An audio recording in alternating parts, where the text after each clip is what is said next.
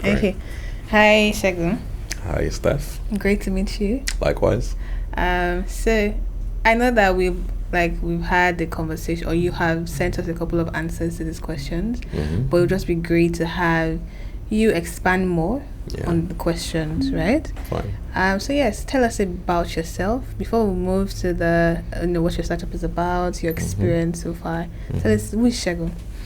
So, Segun is someone that started his career from the early days when my dad introduced me to computers. I can remember setting like 5 pillows just to have a face-to-face with the system. But basically that introduced me to the world of entrepreneurship, just trying to solve for frictions. Fast forward, I started my career as a consulting assistant, advising state governments on digital economies, policy and policy making, just basically trying to solve for frictions at the public sector level. Then that made me aware of the challenges affecting the transportation space.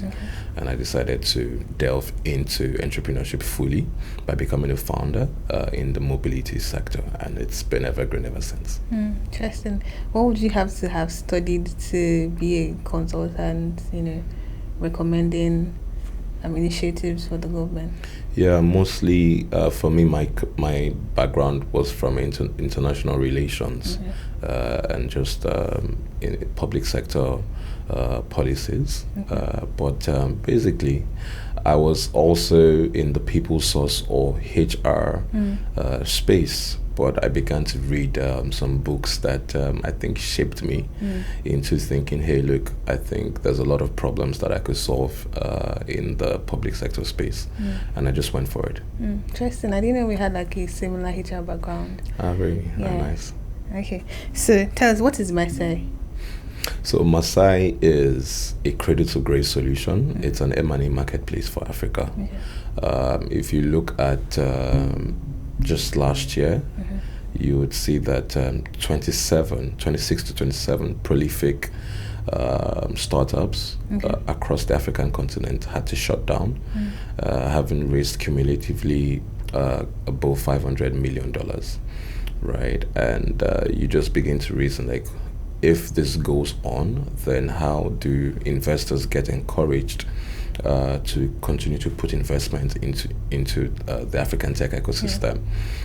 So we were inspired to build MAASAI as a marketplace where we help startups to find a new home.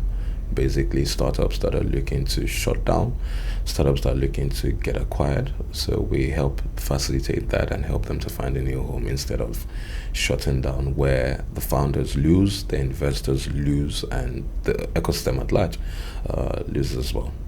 Interesting. Yeah. Is he agnostic, or is all across sectors, every sector. As long as you're looking to find a new home for your company, then we enable that as well. Okay, so what does finding a new home mean? Like, they evolve into something else? So it's a myriad of different things. For some, they're just looking to sell their assets, right? So we've had instances where you have fintech companies that want to sell their POS terminals, right? We've had logistics companies looking to sell their bikes, but that's the asset sale side. You also have startups that so there's a term called acquihire. Acquihire is when an acquirer acquires a startup just for their tech or just for their talent, right? So we've also had scenarios like that where startups get acquired for their tech, and that's just it. So what they do post acquisition with the tech is the sole power lies with the acquirer. It's either they continue with that tech, or they shut down the tech, or they just acquire the talent, and that's the end of the company, right? So it's a mix of different things. I like the a pain point you guys are solving for. Yeah, thank you. Especially because people wonder what's life after that. I mean, out of 100 startups, maybe 10 hits unicorn status, right? It rarely even happens, and then the rest is left to wobble around, looking for what to do, looking for some people just shut down or do something else. Like some founders, right? So I it's very interesting to note that there's life after an unprofitable startup, right? Okay. Yeah. Also, a lot of the problems that are created today in the tech ecosystem is largely based on what we call information asymmetry. A lot of startups set out without having the basic understanding of how to approach things like fundraising or building a startup from an investor's perspective. So what does that mean is that in the venture capital world, there's what is called power law. Power law is that investors aim to invest in maybe 2 out of 10 companies, right? Or they invest in 10 companies, but at the back of that, their bet, for lack of a better word, is on just 2 companies. Yeah, absolutely. 2 companies returning the entire portfolio of their investments. So what then happens is that they set out to invest in 10 companies, but they also know that they might not be going forward with 6 or 7 of them. So those founders have no idea, they have no clue. They just raise money, they run out of money, and they go back to the investors. And the investors are like, hey, look, we never had any intention to provide follow-on capital for all 10 of you. The intention was that we understood 2 out of 10 were going to succeed, or they were going to deliver in terms of KPIs and metrics. So those 2 that deliver are the ones that we're going to be providing follow-on capital for. So what then happens to the remaining 8 of them? So then you hear things like, oh, you know what, we're going to introduce you to other investors in the ecosystem. That's the best we can do for you, and that's it. So if they're not able to raise from other investors, then they shut down. Or if the revenue doesn't meet up. If the revenue doesn't meet up, or you hear things like they don't have strong business fundamentals, and they have to shut down.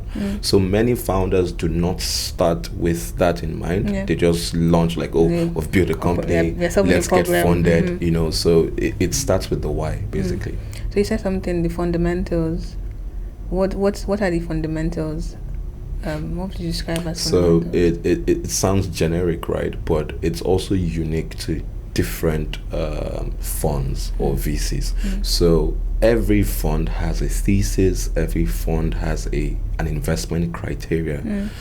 So based on financials, based on the team, based on the culture, based on the demographic of the startup. So to each fund, for example, you hear terms like MRR, you hear terms like ARR and stuff like that. So to each fund at every funding round, be it pre-seed, seed stage, pre-series A, extension, bridge, whatever, these terms are just being bandied everywhere today.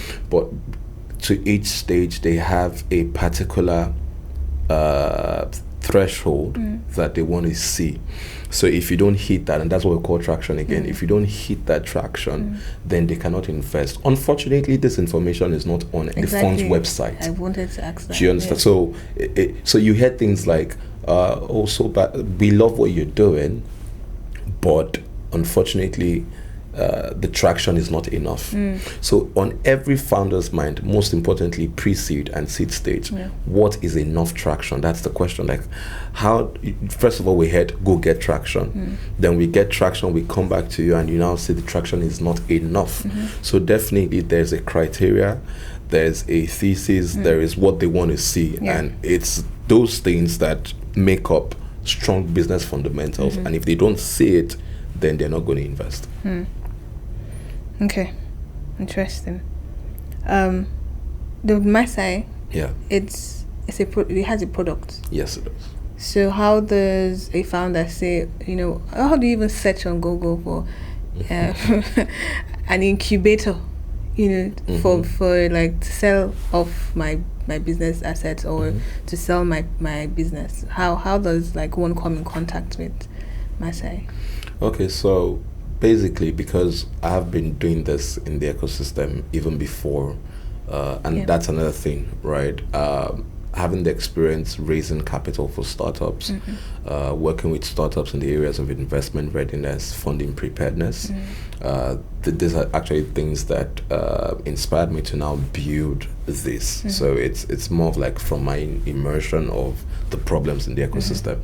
So before the product, I've already been working with I think that's my North Star. That's like my advantage. I've been working with startups and I've facilitated a number of acquisitions in the tech African space.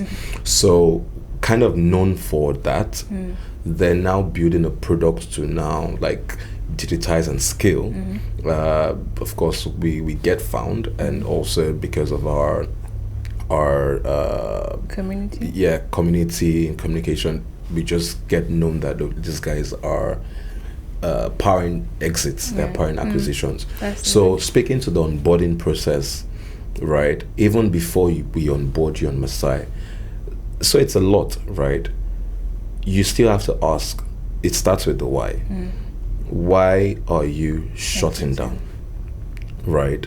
Why are you looking to get acquired? Because you have to understand what's the motivation behind why you want to shut down your business. Many founders just say, oh look, we're not getting money, the thing is not working. And I know a couple of founders, you understand. So the burn rate is high and we're running out of runway, basically. We have 2 months of cash left. So we just believe that the sensible thing is shut down the company before you bring more embarrassment to yourself and to the ecosystem, and unfortunately investors that have backed you.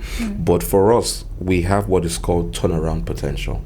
So having been a turnaround expert myself and having turnaround experts, we basically assess the business. You know, what you could find is that you can find a founder that has 2 months of runway left, still paying himself $10,000 monthly. Of course, it's a no-brainer. Why wouldn't you shut down? I mean, you know, I've had instances where a founder, the company was running out of money. He was telling the employees that there is no money. In fact, he did something very funny, maybe because we're Nigerians.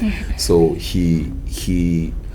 the employees are saying, hey, look, we've not been paid for like 2 months. And the guy's like, look, I want you to, you know, endure. Then he gave them 100,000 each naira. And the note that came with the wire was palliative. Right? So these amazing Gen Z employees, right, that have bills to be paid, received the wire called palliative. Meanwhile, this guy was still paying himself $15,000 monthly. Isn't that more than the accumulative salary of all the staff? Who cares? So he was paying himself $15,000 monthly and wants to shut down. And he was backed by like by great investors. So when the employees found out, like they had to sue. Like, what the hell? Like, we're enduring like 100K. This guy has our best interest at heart. Let's just endure. You know, maybe he raises again, but this guy is balling. This guy is so. You have instances like this where it's the business is good, things are good, but someone like that needs to stop paying himself salaries and cut. In that way, you reduce the burn rate and you extend the runway. And when you extend the runway, then you can begin to audit and, you know, work on your financials and maybe hopefully raise, right? But when you don't do that and you just say, I want to shut down, and we now come and say, okay, let's help you, who would acquire? Because again, there's another thing called acquisition ready. Are you even acquisition ready? Like, who would acquire such a business? So for us, it's not about onboarding you. It's about understanding the motivation to sell and see if there's a turnaround potential. If we see there's a turnaround potential, we might not even help you get acquired. We might just help you turn around that. But if there is, let's say, 5% turnaround potential, then it's okay, let's help you get acquired. But in helping you to get acquired, you have to be acquisition ready. And this has to. And hopefully we help you get acquired. Interesting. Yeah. Okay. So I lost my train of thought. So, are you guys like? Do you guys require investment? Are you guys a traditional startup that requires investment?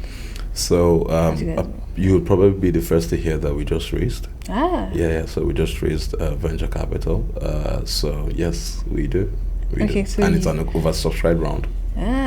So that means that you guys have money. So you as MAASAI can actually buy from, instead of like looking for investors to buy from being the middleman, you guys can actually be the purchaser. So at the moment, the business model might evolve into that, but currently we're not buying. We're just facilitating between the buyers and sellers. Interesting. But who knows? Yes. Yeah. Okay, so what milestone are you very proud of? Considering MAASAI and just even your background. So it's a lot to take from, but I would say also just raising as well for this, and just having an oversubscribed round. Congratulations. And thank you very much. And having people that see the need, because again, if you look at the exits, there's literally zero data on exits for the African tech ecosystem. So a lot of people have come before me trying to do this, right? But again, what you hear is that, look, there's no information. M&A data is very, very, very, because again, there is the African stigma. Of, they will know that I'm up for grabs. Like you get lucky if you're not bought for peanuts, right? Because it's like, if you had money, you don't want to sell, right? So since you want to sell, the potential acquirer or buyer can start doing shakara for you, look, it's my terms. Either take my terms or you go raise or do something or just die, right? So to convince people to believe in this has been tough. But I think backed by the experience, the expertise, and again the grace of God, we've been able to pull through, and I think I'm very glad for that. Is this novel in the African space, or you've seen like people in diaspora, businesses like startups like this exist? Oh yes, we have global models to look up to. Even in the African tech ecosystem, it's just that you don't know them, but they exist, right? And we're glad to join the pack, because they're like the cleaners, essentially.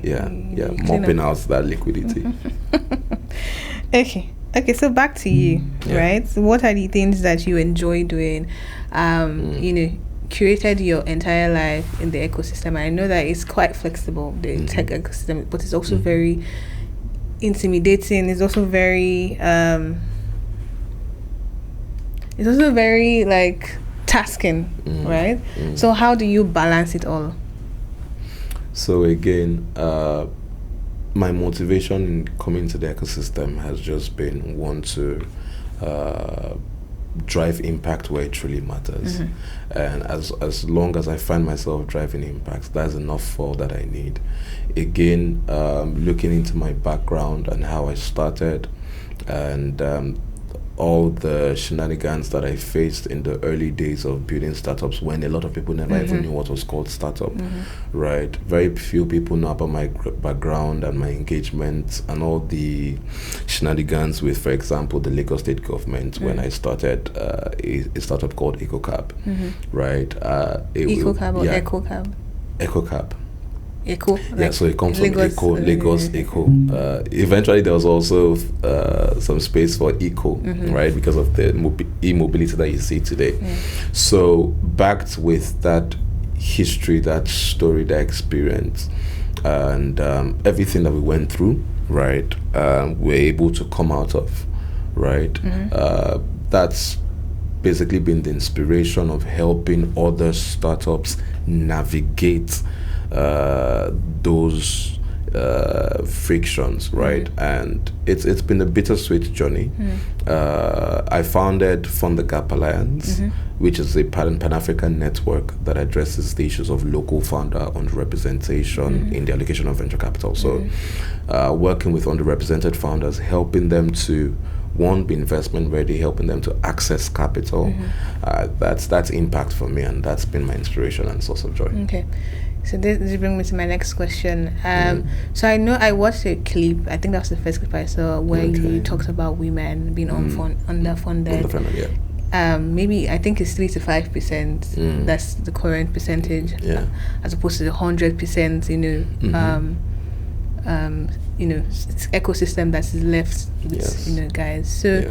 how, like, what is it for you? How do you reason around that problem? Because I mean, essentially, we're all humans. We all have great ideas. Yeah. Just because you come in a different body doesn't make you, all those shenanigans. So how do you reason around the fact that, first, availability of women founders, right? Because of course, because you're smaller, they get, that number is that small. So is there a way that you try to give them expansion, like expand the markets or the circle to them?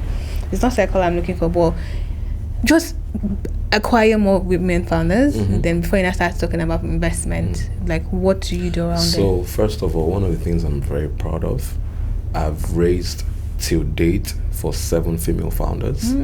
The last raise I did was 125k. Okay. No equity attachments. Angel? No, not angel, proper VC. Right, so I'm one of the very few people that have even done more than funds when it comes to female. So on my LinkedIn bio, you see where I said what investing in women is not charity, right? So I'm just one of the very few people, and those are one of the things I'm very, very proud of. So again, it goes back to the mindset. It goes back to the psychology, right? If you look at the investors and fund allocators of the funds, they're all white males, right? All the money coming into Africa's tech ecosystem, from Flutterwave to the big names, to the piggy vests and all of them, Paystack, all the fund allocators are white men.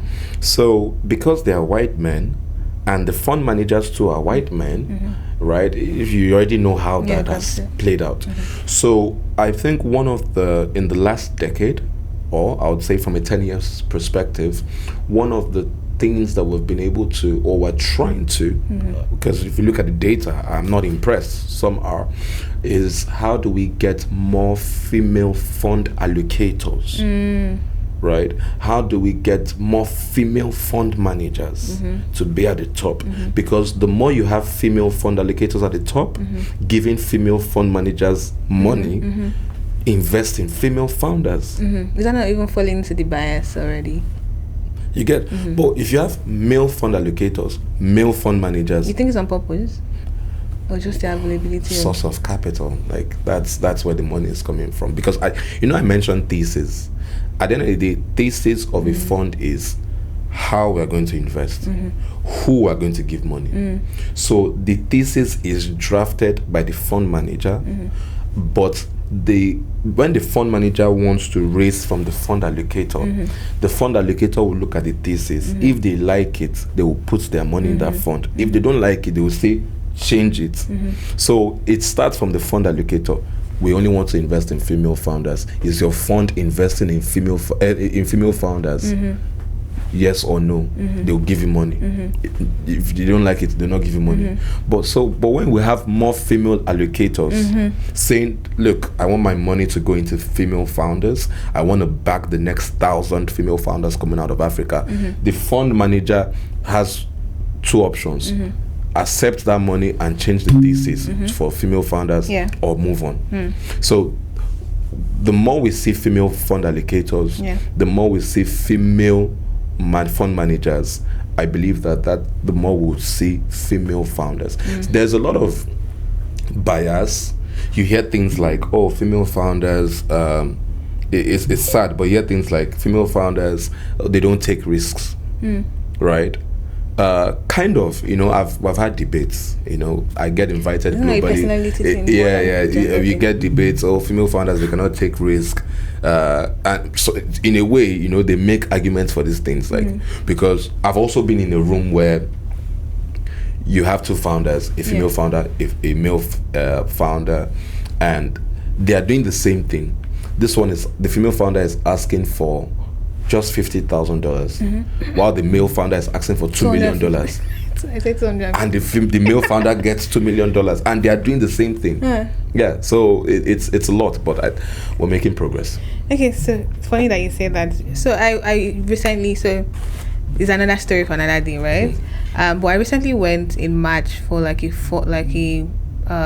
fundraising event, right? I was part of the people pitching, but it was women led, right? And so they were strictly giving it to women, and it was from 250 to like 2 million, right? So those things exist. Even as a wannabe founder, if I wanted to go for investment like pitches, I would only go to agnostic or women-led businesses, because I know that there's a better chance. Even if you know they don't give you right off the bat, you know they can groom your business, because they want to.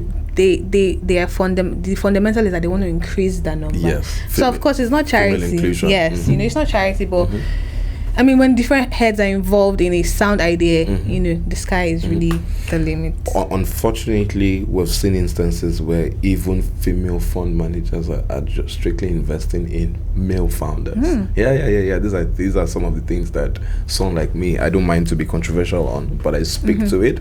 Even at events, I speak to it.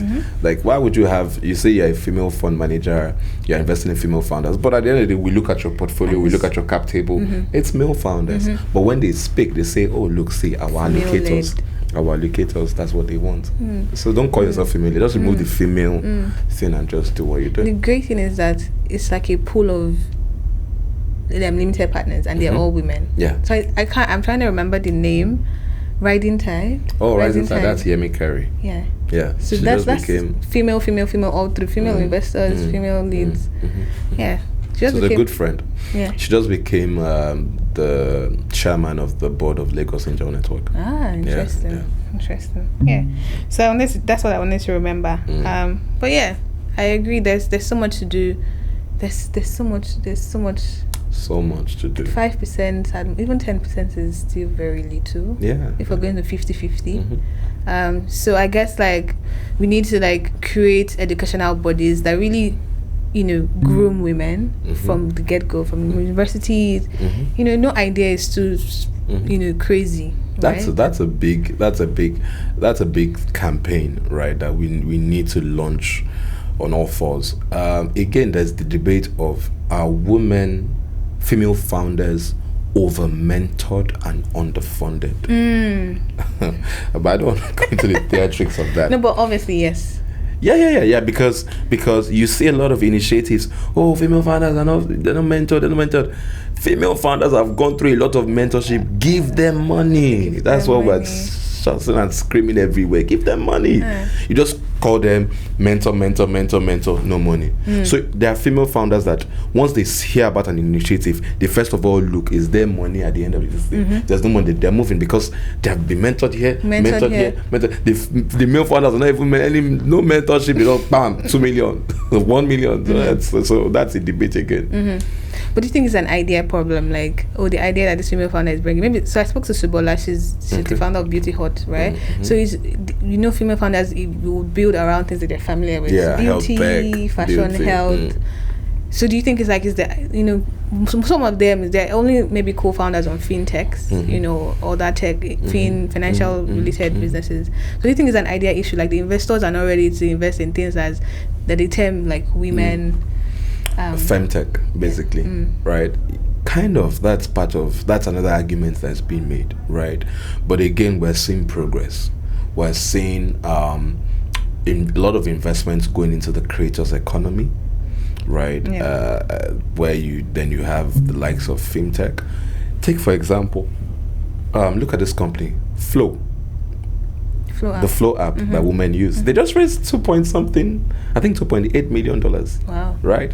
So now you're having a lot of investors now looking for the Flow version, the African Flow version of Africa, and which female is building that, you know. So I think that is, but the more we begin to see successful use cases from the West, then you have that paradigm shift. Copy and paste. Okay. So tell us a bit about mistakes you've made in your career, you know, over the length of it. Does anyone, you know, come to you, a mistake that did not have a result, like couldn't be solved? So I've made, of course, many mistakes, which I'm very proud of, right? Because you see, again, I'm one of the few people that is really against discussing just successes. In the African tech ecosystem, all we celebrate and clap for is fundraising. So it's like, if you have not fundraised, you have no voice. Even at any event, if it's like, these are the ones that have been funded. See, if you go to a typical African tech event, like, you can easily see the ones that have not raised capital. You even see it in their and then you see the ones that have raised capital, like they all know each other, like, you know. So there is that divide, unfortunately. So I love speaking about failures. I love where we have safe spaces where we can just come and discuss. So I was president of Startup World in Lagos, and it was powered by Global Entrepreneurship Network, GEN. And it was kind of like a safe space where you have founders that are failing, founders that have failed, and then we bring in successful founders and founders that are getting it right. So what then is that you discuss about the problems you're facing in your startup, and then these guys that have already navigated it well, they come in and be like, okay, look, don't do it like that. Oh, no, do this. Was impactful. Very impactful. Very impactful. During my time there, it was very, very, and still is. So speaking of failures, I've had a lot, even just from like days of building EcoCap, things from co-founder synergies to setting up a board, and when you have to set up a board, to things like how you have strategic partnerships. Let me speak to strategic partnerships. So for example, you have a lot of startups chasing, let's say fintech now, chasing a lot of partnerships, right? And what they now do is that, because for example, you are chasing a partnership with Providus Bank, right? And that partnership, you know, can first of all give you access to Providus ecosystem, the network, give you access to more users, because now that adds to your credibility that Providus is one of your clients or one of your partners. One of the mistakes that founders now make is that they now suspend every other thing. Providus want to seal it. And dedicate all of their time to this partnership. They suspend customer excellence, they suspend day-to-day operations. Everything is on making Providus work. So at the end of the day, because we're in Nigeria, now this is not Providus, right? I'm just using an example. That partnership doesn't work out. But you have dedicated 2 years trying to make that partnership happen, that you have at the detriment of building your company. So that partnership doesn't happen, and all of a sudden you're like, your company is there, no money, nothing, everything you have put in. But I didn't know advisors on your board. You see, that's another thing again. I tell you, a lot of early stage founders do not understand the significance and place of mentorship. So that's one of my mistakes again, if I'm talking about my failures. I brought on advisors late, right? I sought out mentors late, right? So it was try and error. You are doing try and error with the limited resources you have. You have not even raised capital. The small money that you have gathered. How many founders can access friends and family? How many founders, let's take Nigeria for example, how many founders can tap one uncle, one auntie, give you $1,000, and they'll give you $1,000? How many founders? You understand? It's not, if that's a talk for another day, it's not common, right? So on the limited resources you have, maybe your savings, maybe you just got maybe one money, you even loans or something like that, and you are doing try and error. When there's a mentor somewhere that can say, look, if you try this, I swear all your money will finish. If you try this, I'm telling you, in the next 2 years, I'm not going to have a company. A lot of founders don't, like, what do I need mentor for? I'll do this thing, Jerry. You understand? So these are some of the things that I've learned the hard way. And even in the early days, I was very glad helping founders navigate. For example, compliance, regulation, right? With my failure, I was able to build an incredible network in the regulatory space. So a lot of founders that did not even have any office that was government facing, immediately they engaged me, or look, you have to be government facing. So I'll literally carry a founder, for example, to Alausa now and say, look, this is the public director of this is the director of this, engage them. And you know, so you save yourself stress. Not that it's even so bad that you can raise capital, and at the end of the day, you just wake up on it happens in the morning. That news comes in the morning. You just read it on channels. Shut down. CBN or SEC has shut down. What happens? You lose your investors that have given you $250,000. But it's funny. So I'm reading a book by Hustle Funds. Okay, yeah. Raising Millions. And I think I read it's in the seed stage, which is like after pre-seed or pre-market with angel investment, then seed. So it's not like a long time. Like that's what they advise. So you're saying even from the get-go, like get people on your board, right? So I said when to set up a board. Yeah, so I don't really say when exactly. Yeah. So I know that debate. I lean more on the seed stage, right? Because it's a make or break. If you set up a board too early, a board can slow you down. Right? See, because again, when it comes to setting up boards, some people, it's very important to bring on people that they care about your company. Some people, some boards, they don't really care about your company. It's like, oh, you want my name and my credibility on your company. So that's what, as in, it's my name and my credibility. Anytime I have your time, it's time. Do you understand? So you have to get on people that like, they're like, Stephanie, I want to see your company succeed. Yeah. And whatever that takes, even in my busy schedule, do you understand? They can open doors. What do you need? I said, I've been trying to, don't worry. You understand? So if you don't have this kind of people, you just have people that, it's my name now. And they tell, what are you doing? No, don't do it. Don't do it, yeah. And you can't go against them because you have made that person your chairman of the board. Do you understand? Or you bring on people. I am for diversity in opinions, but again, guided diversity. So that's my own term. Because again, if you bring on people that are just going to argue, oh no, Mr. Chairman, no. Oh no, that's the way I say it. And you have like 4 people already arguing, and you need them to make a decision. Strong, and you need to do it as far as yesterday. You're in soup. Yeah. Right? I agree. So even at the seed stage, you still have to be, I would like to add that you have to be very, very careful the kinds of people that you bring on board. That's one. And then at the early stage as well, it can be more of mentors and maybe an advisory board. An advisory board. Okay. I mean, just to round up, what advice would you leave with other founders? So again, you'll be hearing me saying it starts with the why, right? If that why you are going into building a startup, you have not answered that question, you might not go far, right? So because that why is going to be your conviction in the days of adversity. Right?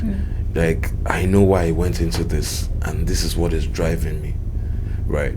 But a lot of founders, unfortunately, their motivation of going into the startup world is that $2 million, $100,000. If that thing is in my account, even my church, House on the Rock, they will hear it.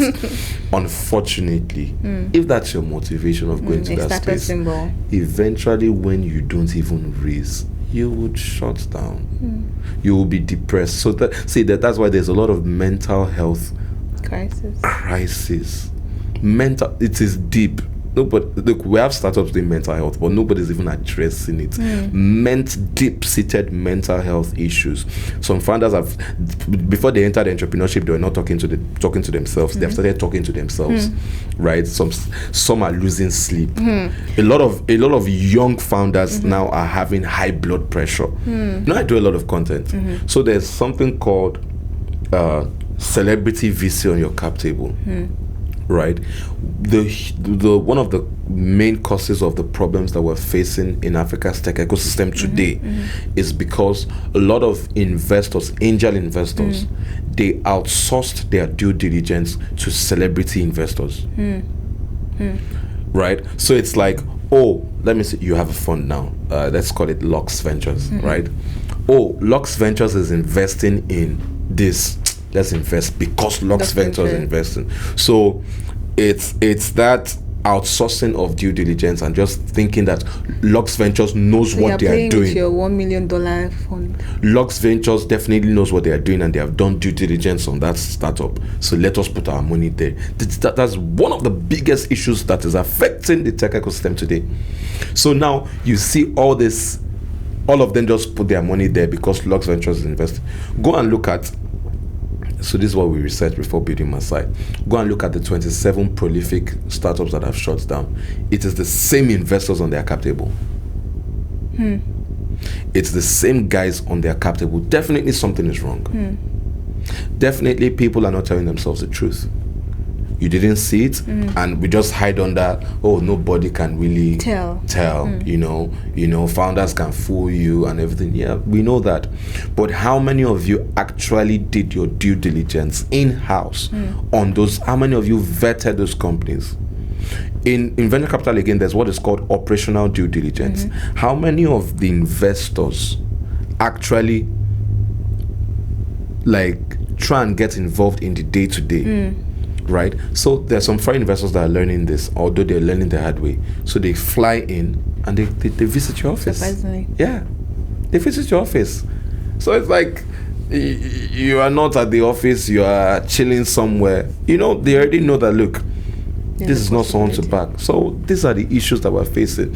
So a lot of founders do not know this. Their motivation is wrong, and they don't know that the investor at the end of the day, okay, again, a lot of founders want to be backed by multiple VCs. Yes.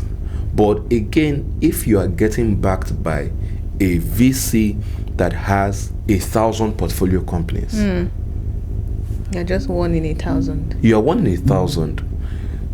Did you ever think of how these people are going to share their time and resources, the whole 1,000 of us?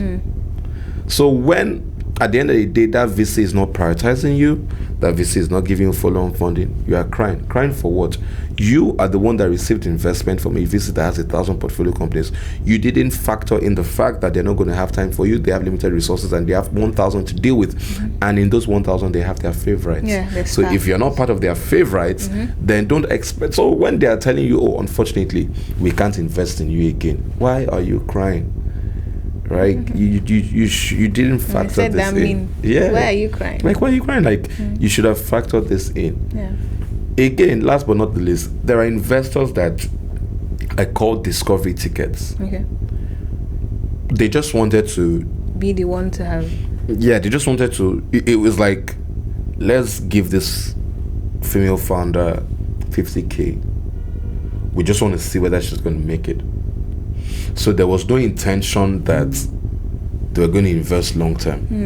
What they gave you was just a discovery kind of investment. It was a discovery check. So once you don't meet those KPIs, boom, they're gone. There was no plan to be with you in the long term. How many founders know this? That the money you just collected was a discovery money. But even if you ask them, will they tell you? Exactly. Is this a discovery check? No, we believe in you. We love what you're doing. So if you make it, boom, they'll invest. If you don't, sorry, nothing again. Some don't even introduce you to another investor. It's just like, well, unfortunately, you did not meet the KPIs. So, well, let's look down the line, maybe 6 to 8 months. Do you have 6 to 8 months of runway? Interesting. Thank you for this conversation. Thank you very It much. was really enlightening to me, and hopefully to the people watching this. Thank you. Thank you for having me. Yeah.